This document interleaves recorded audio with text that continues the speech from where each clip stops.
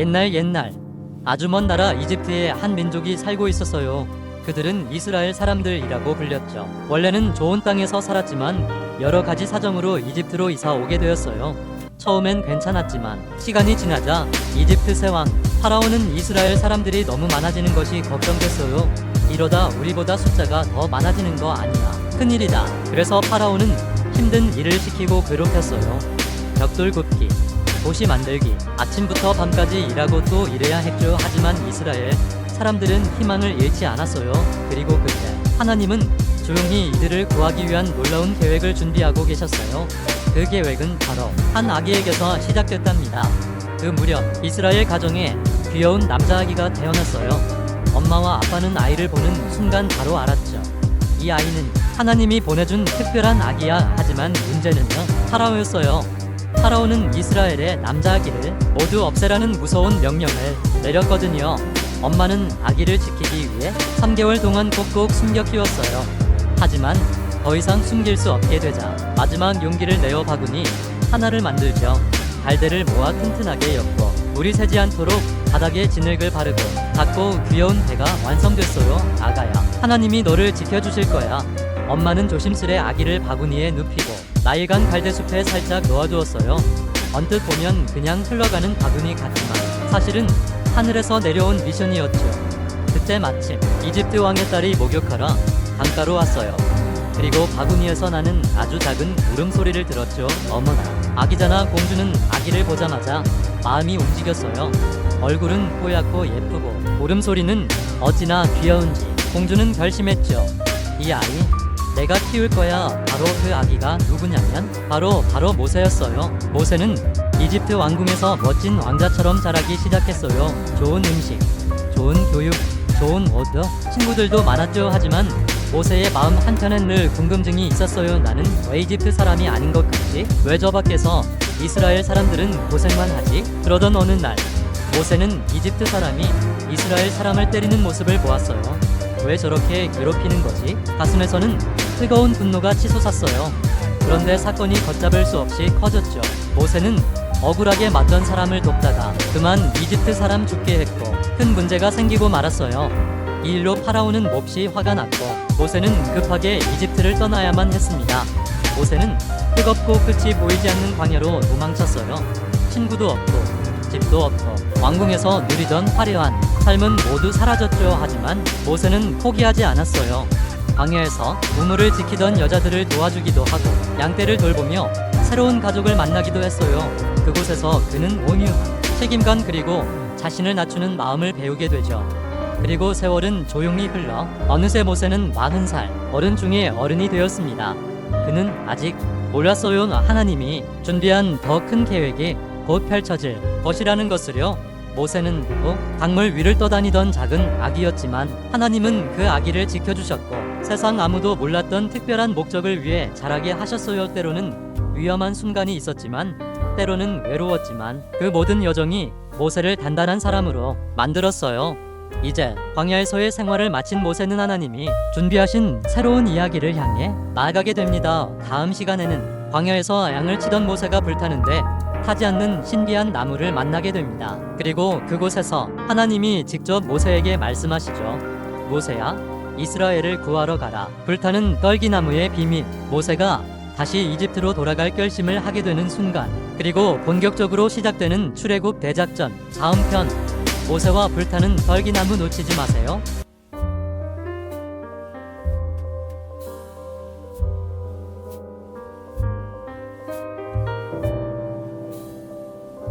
고요한 광야 한가운데 바람만 살짝 스쳐 지나가는 조용한 곳에 한 남자가 살고 있었어요. 그의 이름은 바로 모세.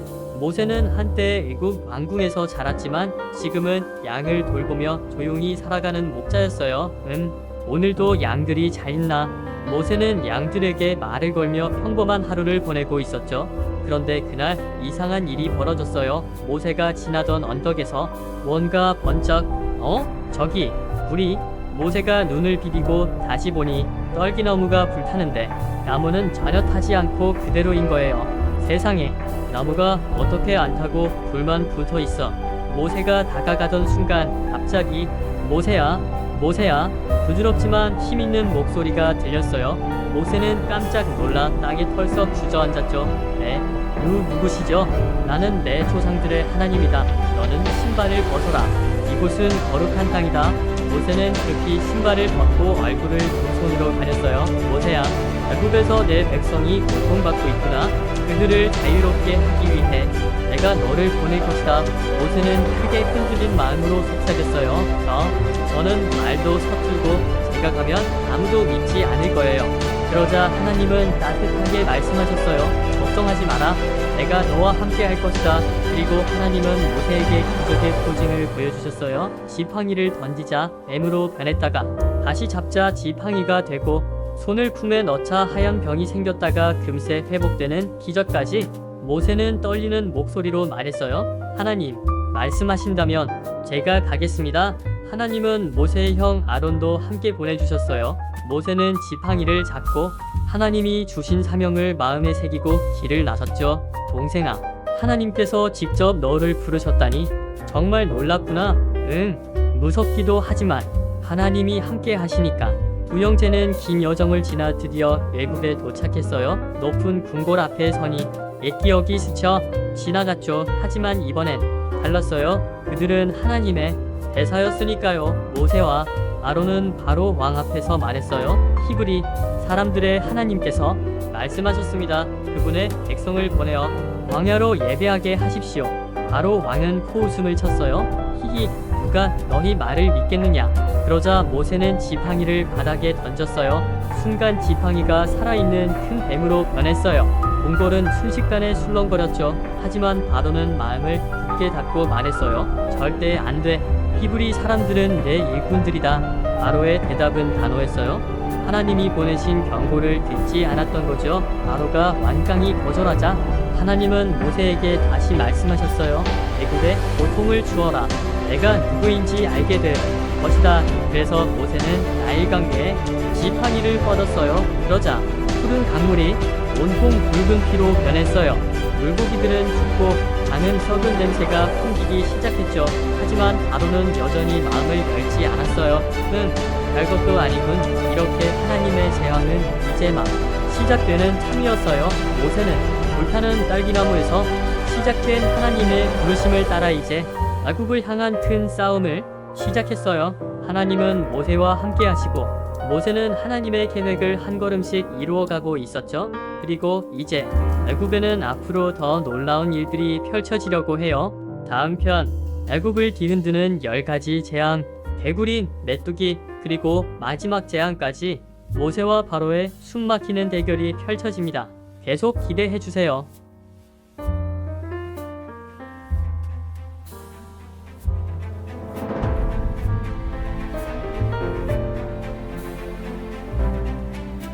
모세와 아론은 하나님이 주신 사명을 따라 애굽의 바로 왕 앞에 섰어요. 하나님의 메시지는 단 하나, 내 백성을 보내라. 하지만 바로는 고개를 저으며 말했죠. 누구 마음대로? 결국 하나님은 애굽의 10가지 재앙을 보내 누가 진짜 주인인지 보여주시기 시작했어요.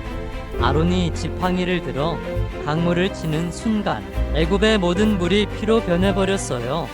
물고기들은 죽어 떠오르고 물은 마실 수 없게 되었죠. 하지만 바로는 이 정도쯤이야. 마음이 전혀 움직이지 않았어요.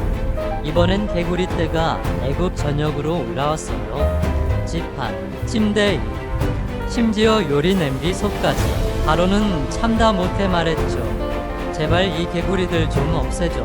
이스라엘을 보내줄게. 하지만 재앙이 끝나자 또 약속을 깨버렸어요. 모래가 날리더니 작은 벌레로 변해 사람과 동물에게 달라붙었어요. 심지어 바로의 제사장들도 인정했죠. 이건 하나님이 하신 일입니다. 하지만 바로의 마음은 여전히 단단했어요. 이번엔 하늘이 까맣게 될 만큼 파리떼가 몰려왔어요. 왕궁에도 거리에도 어디든 파리가 가득했죠. 바로는 소리쳤어요. 이 파리 좀 치워라. 하지만 재앙이 멈추자 또 말 바꿔버렸어요. 애굽의 가축들이 병에 걸려 쓰러졌지만 이스라엘 백성의 가축은 단 한 마리도 다치지 않았어요. 그럼에도 바로는 여전히 거부했어요.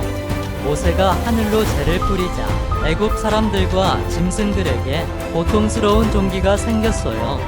제사장들조차 일어설 수 없게 되었죠. 하늘에서 거대한 우박이 떨어졌어요. 그런데 놀랍게도 우박 사이에서 불까지 번쩍였죠. 곡식과 나무, 집들이 산산이 부서졌어요. 바로는 두려워 떨며 말했어요. 모세야, 이번엔 내가 잘못했어. 하나님께 기도해줘. 하지만 재앙이 멈추자 또다시 고집을 부렸죠. 바람을 넣네 타고 몰려온 메뚜기 떼가 남아 있던 식물을 모조리 먹어치웠어요. 애굽은 더 이상 먹을 것이 남지 않았죠. 3일 동안 애굽은 빛 한 줄기 없는 완전한 어둠에 잠겼어요. 하지만 이스라엘 사람들의 집에는 환한 빛이 있었죠. 마지막 재앙은 가장 무서웠어요. 하나님은 이스라엘에게 유월절을 지키라고 하셨고 그날 밤 애굽의 모든 첫째 아들들이 죽임을 당했어요. 바로의 궁전에도 울음소리가 끊이지 않았죠. 바로의 음성은 가라, 너희 모두 당장 떠나라. 이렇게 해서 바로는 드디어 이스라엘 백성을 놓아주었어요. 하지만 이야기는 아직 끝나지 않았어요. 바로가 정말로 이렇게 쉽게 보내줬을까요? 다음 편 바로의 군대가 다시 쫓아오고 이스라엘은 홍해 앞에 갇히게 되는데 그때 하나님은 상상도 못할 기적을 준비하고 계셨어요. 다음 이야기 홍해의 기적 기대해 주세요.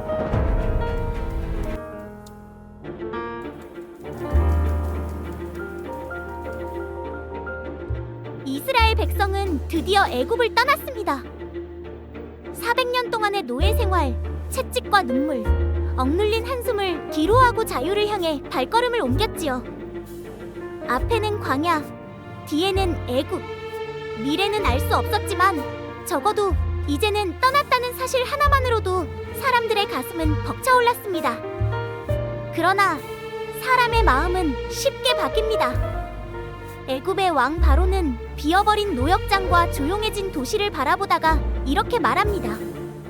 우리가 무슨 짓을 한 거지? 저들을 그냥 보내다니?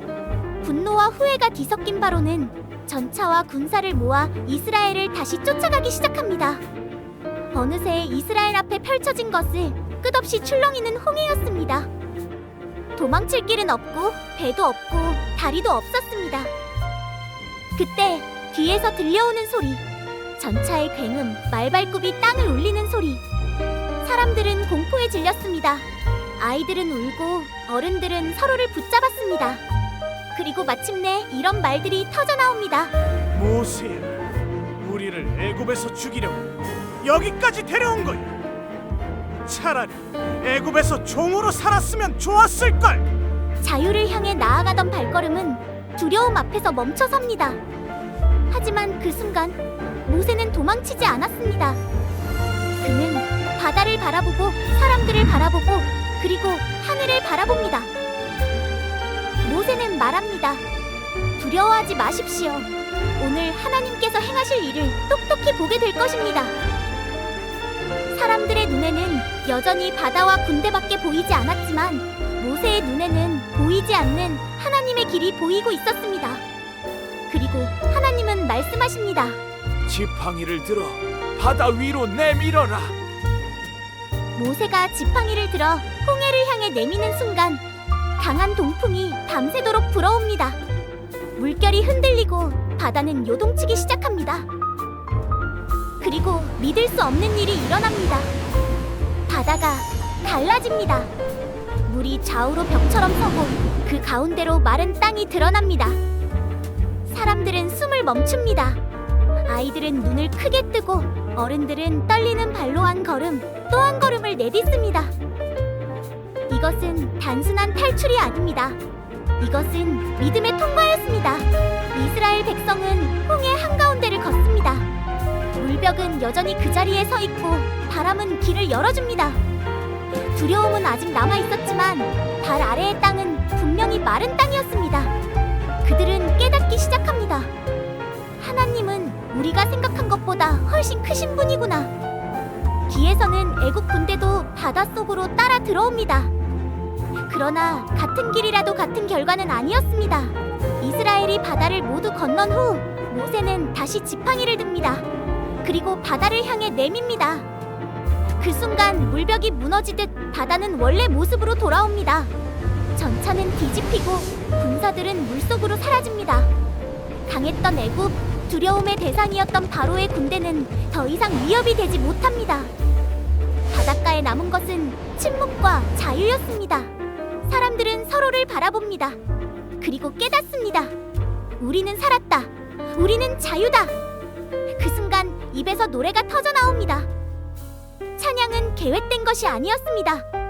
기적을 본 사람들의 자연스러운 반응이었습니다. 두려움은 찬양으로 바뀌었고 절망은 감사로 바뀌었습니다. 홍해의 기적은 바다가 갈라진 이야기만이 아닙니다. 앞이 막혀 보일 때, 뒤에서 위협이 밀려올 때, 아무 길도 보이지 않을 때에도 하나님은 길을 만드신다는 이야기입니다. 그리고 그 길은 항상 우리가 생각한 방식은 아닙니다. 하지만 한 가지는 분명합니다. 하나님은 당신의 백성을 절대 포기하지 않으신다는 것입니다. 다음 이야기. 그러나 광야는 아직 끝이 아니었습니다. 기적을 본 사람들은 배고픔과 갈증 앞에서 다시 흔들리게 됩니다. 광야에서 만나는 만나와 물의 기적. 하나님은 자유 이후의 삶에서도 여전히 함께 하실까요? 다음 편에서 계속됩니다.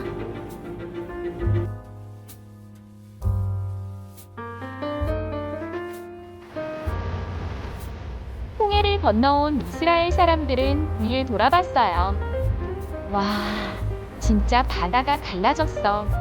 우리를 쫓아오던 애굽 군대는 다 사라졌어. 사람들은 너무 기뻐서 노래를 부르고 손을 들고 춤을 췄어요. 모세의 누나 미리암은 방울을 흔들며 이렇게 말했죠. 하나님은 정말 힘이세요. 우리를 구해주셨어요. 그날은 모두가 웃고 있었어요. 하지만 광야의 연애는 이제부터 시작이었어요. 며칠을 걷고 또 걸었어요. 뜨거운 해가 머리 위에서 쨍쨍 비쳐서요. 목말라. 물이 필요해. 드디어 물을 발견했어요. 사람들은 달려갔죠. 하지만 한 모금 마시자마자 날들이 찌푸려졌어요. 물 너무 써. 이 물은 못 마셔. 사람들은 점점 화가 났어요. 그리고 모세에게 말했죠. 모세, 우리를 왜 여기로 데려왔어요? 모세는 아무 말도 하지 않고 하나님께 기도했어요. 하나님, 어떻게 해야 하나요? 그때 하나님이 말씀하셨어요. 저 남들 물에 던지거라. 모세가 그대로 했어요. 그러자 놀랍게도 물이 달콤한 물로 변했어요. 사람들은 다시 물을 마시며 조금 안심했어요. 하지만 또 시간이 흘렀어요. 이번엔 배가 고팠어요. 애굽에 있을 땐 고기도 먹었는데 여기서 먹을 게 없어. 사람들은 하나님께 불평했어요. 우리를 여기서 굶겨 죽이려고 데려오신 거예요? 그날 밤 하늘에서 작은 하얀 것들이 땅 위에 내려앉았어요. 아침에 사람들이 나가보며 말했죠. 이게 뭐지? 그래서 이름을 붙였어요, 만나. 이게 뭐야? 라는 뜻이에요. 하나님은 말씀하셨어요. 이건 내가 너희에게 주는 빵이란다. 하루에 필요한 만큼만 가져버려. 사람들은 매일 아침 만나를 주워 먹었어요. 어느 날 사람들은 또 말했어요. 빵 말고 고기도 먹고 싶어요. 그날 저녁 하늘에서 새들이 날아왔어요. 작고 통통한 새 메추라기였어요. 사람들은 놀라며 말했어요. 우와, 고기다. 하나님은 배고픈 사람들을 그냥 두지 않으셨어요. 어느 날 이스라엘 사람들이 쉬고 있을 때였어요. 멀리서 무서운 군사들이 다가왔어요. 그들은 아말렉 사람들이었어요. 아말렉은 이유 없이 이스라엘을 공격했어요. 모세는 여호수아에게 말했어요. 사람들을 데리고 싸우러 가거라. 그리고 모세는 산 위로 올라갔어요. 손에는 하나님의 지팡이를 들고요. 모세가 손을 들고 기도할 때마다 아래에서는 이스라엘이 이기고 있었어요. 하지만 시간이 지나자 모세의 팔이 떨리기 시작했어요. 아, 팔이 너무 아파. 손이 내려오자 전쟁의 모습이 바뀌었어요. 이스라엘이 밀리기 시작했죠. 그때 아론과 훌이 다가왔어요. 모세, 우리가 도와줄게요. 그들은 돌을 가져와 모세를 압제했어요. 그리고 모세의 등팔은 남쪽에서 붙잡아 주었어요. 해가 질 때까지 모세의 손은 다시 하늘을 향해 있었어요. 결국 이스라엘은 아말렉을 이겼어요. 이후 사람들은 커다란 산 앞에 도착했어요. 산은 구름으로 덮여 있었고 천둥 같은 소리가 들렸어요. 모세는 말했어요. 이곳은 신의 산이에요. 하나님이 우리에게 말씀하실 거예요. 사람들은 떨리는 마음으로 산을 바라봤어요. 모세는 산 위로 올라갔어요. 구름 속에서 하나님의 음성이 들렸어요. 나는 너희를 애굽에서 구해낸 하나님이다. 하나님은 사람들이 어떻게 살아야 하는지 하나하나 알려주셨어요. 서로 미워하지 말 것, 도둑질하지 말 것, 거짓말하지 말 것. 그리고 하나님은 말씀하셨어요. 나는 너희와 함께 살고 싶다. 그래서 하나님을 예배하는 곳 흑막을 만들라고 하셨어요. 모세는 하나님의 말씀을 마음 깊이 새기며 내려왔어요. 밤에는 힘들었어요. 배고프고 목마르고 무섭기도 했어요. 하지만 그곳에서 사람들은 죽었어요. 하나님은 구해주시는 분이 하나니요 함께 걸어가 주시는 분이라는 걸요. 다음 이야기에서는 모세가 산에 올라간 동안 사람들에게 어떤 일이 생겼는지, 기다리지 못하면 어떤 선택을 하게 되는지 알아볼 거예요.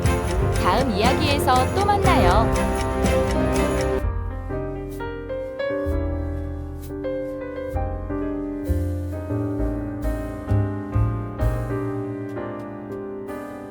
모세는 다시 산 위에 있었어요.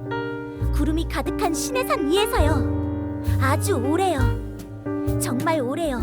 산 아래에서 기다리던 사람들은 하루가 지나고 이틀이 지나도 모세가 내려오지 않자 마음이 점점 불안해졌어요. 모세는 왜 안 와요? 우리를 이끌 사람이 없잖아요. 기다림이 길어지자 사람들의 마음도 조금씩 흔들리기 시작했어요. 그때 사람들은 아론에게 말했어요. 우리를 앞에서 이끌 신을 만들어주세요. 아론은 잠시 망설였지만 사람들의 말을 거절하지 못했어요. 그리고 사람들이 가져온 금으로 반짝반짝한 송아지 하나를 만들었어요.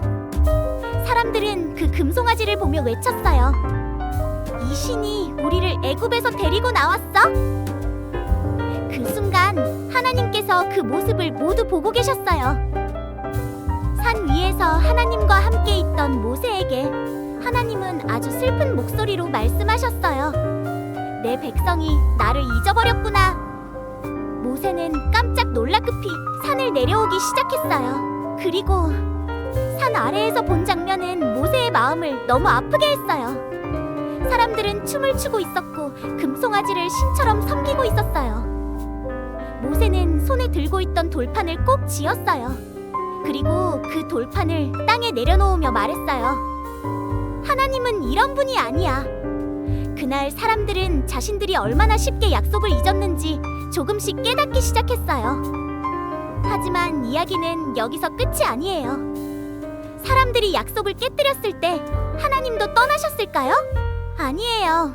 하나님은 여전히 사람들과 함께하길 원하셨어요. 모세는 다시 하나님께 기도했어요. 하나님, 이 백성을 버리지 말아주세요. 그리고 하나님은 다시 한번 사람들에게 다가오셨어요. 깨진 약속 위에서도 하나님은 다시 시작하셨어요. 광야는 실수의 장소였지만 동시에 용서가 시작되는 곳이었거든요.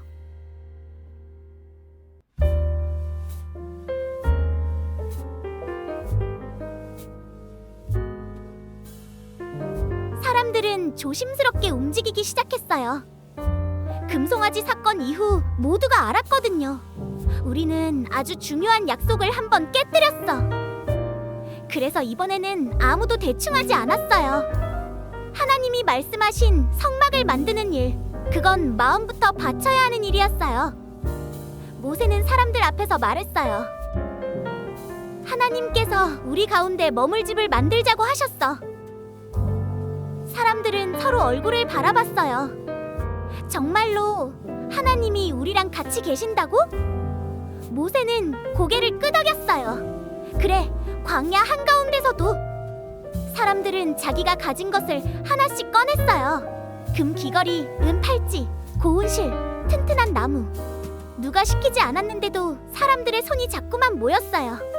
이건 하나님 집에 쓰는 거잖아. 그 마음이 성막의 첫 재료였어요. 성막은 아주 특별한 구조였어요. 먼저 넓은 마당이 있었어요.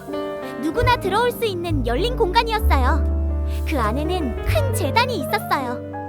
사람들이 자신의 잘못을 떠올리며 하나님께 나아가는 곳이었어요. 그리고 손을 씻는 물두멍도 있었어요.